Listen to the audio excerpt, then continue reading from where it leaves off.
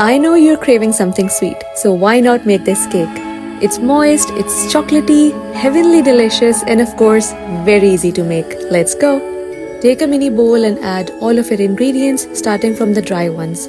Make sure that your dry ingredients are perfectly sieved.